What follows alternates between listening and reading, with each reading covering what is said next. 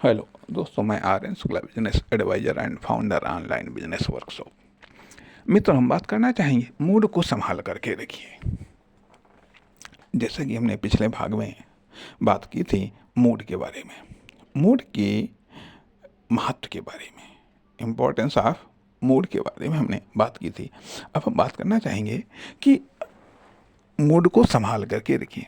जब हमने इस बात को स्वीकार किया है कि हाँ, मूड इम्पोर्टेंट है, तो मूड को संभाल करके रखिए, मूड को बनाइए, मूड को बनाए रखिए और मूड को संभालिए। अपने आप में यह एक इम्पोर्टेंट स्किल है, यह एक अपने आप में इम्पोर्टेंट स्किल है। मूड को बनाइए, मूड को बनाए रखिए, मूड को संभालिए, व्यक्तिगत तौर पर भी और सार्वजनिक तौर पर भी। अर्थात व्यक्तिगत एक्शन के लिए मूड को बनाना पड़ता है, मूड को संभालना पड़ता है। कभी कभी दूसरे व्यक्ति का भी मूड बनाना पड़ता है, दूसरे का भी मूड बनाना पड़ता है कि ताकि वो एक्शन ले सके, अर्थात मूड बनाना पड़ता है, मूड को संभालना भी पड़ता है। अक्सर करके पब्लिक मीटिंग में या सार्वजनिक कार्यक्रमों में एक होती है जिसको कहा जाता है कि भूमिका तैयार करना, आधार तैयार करना, वेश तैयार करना, उसके बाद में फिर एक्शन लेना। एक बड़ा व्यवहारिक एग्जाम्पल हम बात करना चाहेंगे कि जैसे कवि सम्मेलन में होता है। कवि सम्मेलन में होता है कि कवि आते ही आते अपनी मुख्य कविता नहीं पढ़ने लगता है, वो पहले मूड को भांपता है, कैसा मूड बना हुआ है, फिर अपनी कविता के अनुसार मूड बनाने का प्रयास करता है और जब मूड बना लेता है तो वो कविता को सुनाता है। अब लेकिन उसके पहले जरूरी है कि उसका तो मूड बना हुआ होना चाहिए। खैर, हम बात कर रहे हैं कि मूड को संभालिए। अर्थात मूड को संभालने का अर्थ यह बनता है कि मान लिया यदि किसी समय, और संभालना क्यों आवश्यक है? संभालना इसलिए आवश्यक है क्योंकि यदि मूड ऑफ हो गया, अब वो कितने समय के बाद में ऑन होगा, किस कंडीशंस पर ऑन होगा, या ऑन होगा भी ये नहीं ऑन होगा, ये कहना मुश्किल हो जाता है। इसलिए मूड को संभालना आवश्यक है, मूड को बनाए रखना आवश्यक है। क्योंकि जब तक मूड आपका बना रहेगा तब तक आप प्लानिंग करते रहेंगे, तब तक आप एक्शन करते रहेंगे, तब तक आप स्ट्रगल करते रहेंगे, तब तक आप इन्वेस्टमेंट करते रहेंगे, तब तक आप साधन या संसाधन या समय को आप बर्बाद नहीं होने देंगे। लेकिन जैसे ही मूड आपका ऑफ हो गया, जैसे ही आपने मूड को नहीं संभाल पाए, तुरंत नकारात्मक प्रतिक्रिया होने लगती है। यही चीज बिजनेस के संदर्भ में भी बात आती है कि यदि आप कस्टमर के मूड को नहीं समझ पाए, यदि आप पब्लिक के मूड को नहीं समझ पाए, यदि आप सामूहिक डिमांड के मूड को नहीं समझ पाए, अपना ही राग अलापे जा रहे हैं, तो आप सफल नहीं होंगे। अर्थात मूड को एडजस्ट करना भी पड़ता है, वरना आपके मूड से कोई न कोई टकरा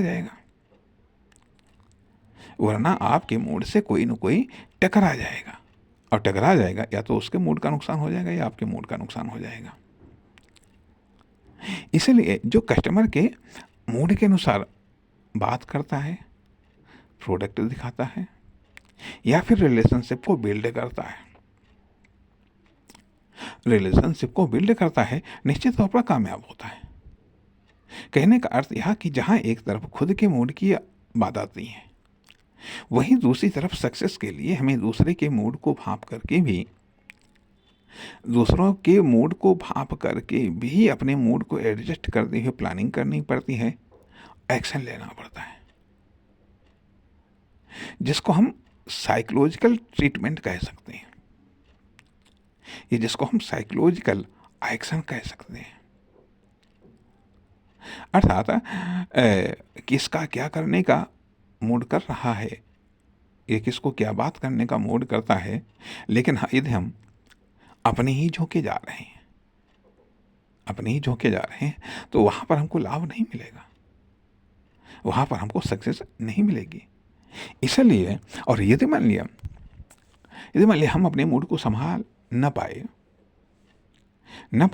अर्थात ये देखने वाली बात है कि अक्सर करके लोगों को दूसरों के मूड की परवाह नहीं होती है, वो इसको प्राथमिकता नहीं देते हैं सामान्यतः। और यदि मान लिया आपका मूड छोटी छोटी बातों से बनता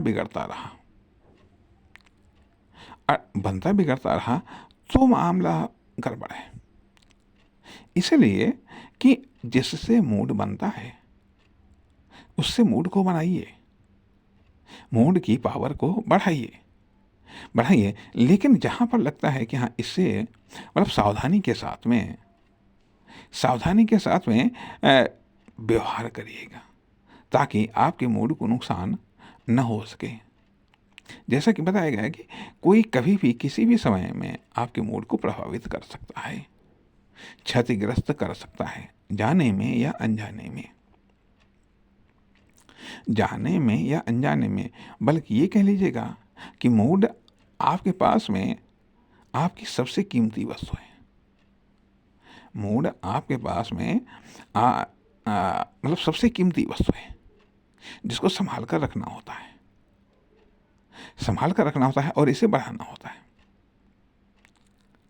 कोई नेगेटिव बात करके भी आपके मूड को ऑफ कर सकता है, भले ही उसका इरादा ऐसा न हो, उसका इरादा भले ही आपका मूड ऑफ करने का न हो, लेकिन स्वाभाविक रूप से कुछ ऐसा हो सकता है जिससे आपका मूड ऑफ हो जाए, मन उचट जाए, मन खिन्न हो जाए, विश्वास टूट जाए, उम्मीदें निष्फल हो जाएं। इसलिए जरूरी है कि मूड को संभाल करके रखने की आवश्यकता है। कंटिन्यू एक्शन के लिए मूड को संभालना आवश्यक है। यदि मूड को संभाल ना पाए तो एक्शन कंटिन्यू नहीं रह पाएंगे। कहने का अर्थ यह बनता है कि शरीर लगभग सबका समान होता है, लेकिन सबकी एनर्जी अलग अलग होती है, अर्थात सबका वोल्टेज अलग अलग होता है। किसी ने अपने मूड को संभाल करके रखा हुआ है, अब आमतौर पर होता क्या है कि जैसे बचपन में यदि अनुकूल परिस्थितियां मिली, ठीक है, तो बच्चा उत्साहित होता है, जीवन के प्रति आशावादी होता है और उसका मूड बनता है, वह स्ट्रगल करता है, नए फील्ड का चुनाव करता है वह, ठीक है। अब वहाँ पर यदि उसको असफलता मिलती है तो उसका मूड ऑफ होने लगता है। बार बार यदि उसको असफलता मिलती है तो बार बार उसका मूड ऑफ होता है, परिणाम धीरे धीरे उसका एक्शन पर से विश्वास ही उठ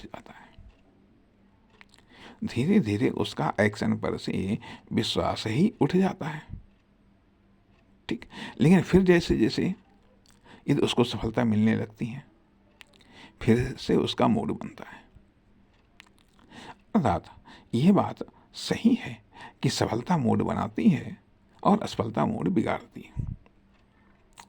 यदि अनुकूल परिस्थितियां हैं तो उससे मूड बनता है, यदि कोई ब्रेकर है तो उससे मूड हमारा बिगड़ता